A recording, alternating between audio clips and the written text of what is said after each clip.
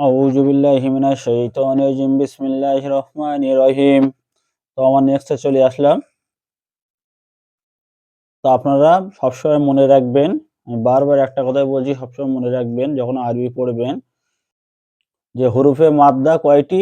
৩টি। আলিফ মদ্দা, ইয়াও মদ্দা, ও মদ্দা। তাহলে এই কটা মনে রাখবেন। আর এই কটা আসলে সবসময় এক আলিফ পরিমাণ টান দিয়ে পড়তে হবে।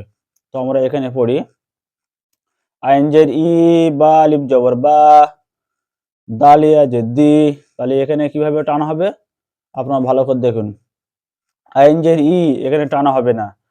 এখানে বা আলিফ জবর, এখানে এক আলিফ পরিমাণ টানা হবে। এখানে দাল ইয়া জের দি, এখানে এক আলিফ পরিমাণ টানা হবে। তাহলে ইবাদি, এভাবে পড়তে হবে। আইন জবর আ, জাল জবর জাল, আলিফ জবর জা, আর বা ইয়া জের বি,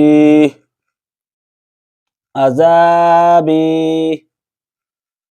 তা আলিফ জবর তা, মিম আলিফ জবর মা, সা ইয়া জের সি, লাম পেশ লু, তামাসিলু।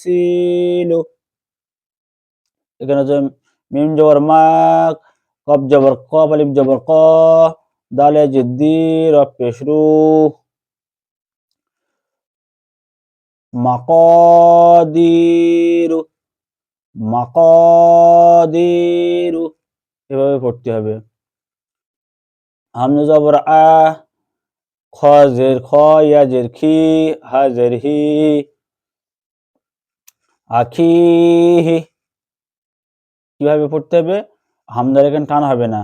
আখিহি। কোন জায়গায় টান হচ্ছে বুঝতে পারছেন তো? এই জায়গায় খ ইয়া জের এখানে টান হবে। তাহলে আখিহি। বা জবর বা, জাল ইয়া জের জি, হা জের হি। তাহলে কোন জায়গায় টান হবে? বাজিহি। তাহলে এখানে জাল ইয়া জের জি, জাল ইয়া জের জি, এই জায়গায় টান হবে। তো আপনারা কমেন্টে জানাবেন কে কিভাবে পড়ছেন, কেমন পড়তে পারছেন, কমেন্টে বেশি বেশি করে জানাবেন। কেমন?